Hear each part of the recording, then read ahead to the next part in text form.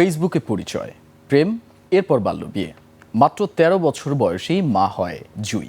কিন্তু কয়েক মাসের ব্যবধানে তার কোল থেকে কেড়ে নেওয়া হয় ৭ মাসের শিশু সন্তানকে। শেষ পর্যন্ত আদালতের শরণাপন্ন হয়ে ২.৫ মাস পর সন্তানকে ফিরে পেয়েছে সেই শিশু মা। আরিফুল ইসলামকে সাথে নিয়ে বিস্তারিত জানাচ্ছেন সুমাইয়া খান। বয়স মাত্র ১৩, অথচ কোলজুড়ে ৭ মাসের সন্তান। শিশুমা অনামিকা আক্তার জুয়ের জীবনের গল্প যেন বাস্তবের চেয়েও অবিশ্বাস্য।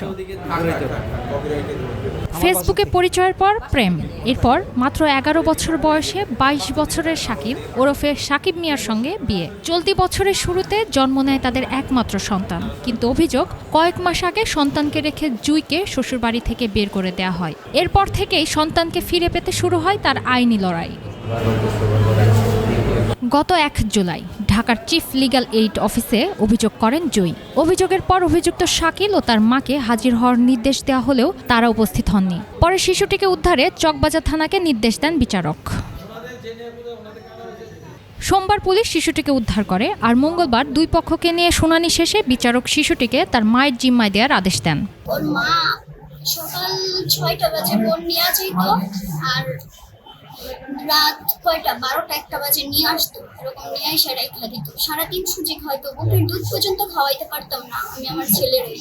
শুনানিতে বিচারক বিস্ময় প্রকাশ করেন। তিনি বলেন, প্রথম দিন জুইকে দেখে বিশ্বাসই হয়নি তার সন্তান রয়েছে, কারণ জুই নিজেও তো একটি শিশু। বর্তমান বয়স ১৩ বছর ৪ মাস ২৩ দিন।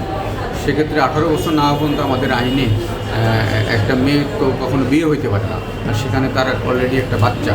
এখন এই শিশু এবং এই বাচ্চা দুজনের দায়িত্ব এখন কে নেবে, এটাই এখন দেখার বিষয়। চলে যাওয়ার পরে কিছুদিন পরে আবার আসতো, আসার পরে এফিডেভিটের মাধ্যমে আবার বিয়ে হয়েছে।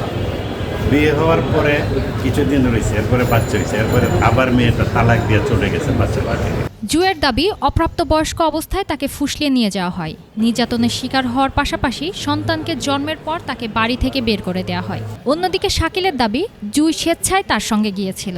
সন্তানকে রেখে সে নিজেই বাড়ি ছেড়ে চলে যায়। পরে শিশুর অভিভাবকত্ব চেয়ে পারিবারিক আদালতে মামলা করেন তিনি। ফুসলাই নিয়ে অনেকদিন রাখার পরে হেয়ার পরে মনে করেন আবার আমি করছি, হেয়ার পরে মনে করেন আবার এই মেয়েরে আবার মনে করেন আনছি কোয়েট হয়ে, হেয়ার পর আবার মেয়েরে আবার এই ছেলে আবার নিয়ে গেছে ঘর থেকে বাইর থেকে। ওর বাবা বলে স্টপ করছে, তো ওর বাবা কোনো স্টপ করে নাই। তারপর মানুষ আমার কাছে আছে ১ ঘন্টার কথা গিয়ে গেছে ৩ মাস আগে, তো ১ ঘন্টার কথা গিয়ে গেছে, বাচ্চা থুয়ে গেছে, তো কোনো খোঁজ খবর নেয় নাই ৩ মাসের ভিতরে। এখন তারা দরদ দেখাইতেছে। আগামী মঙ্গলবার পরবর্তী শুনানির দিন ধার্য করা হয়েছে। সুমাইয়া খান, ২১শে টেলিভিশন, ঢাকা।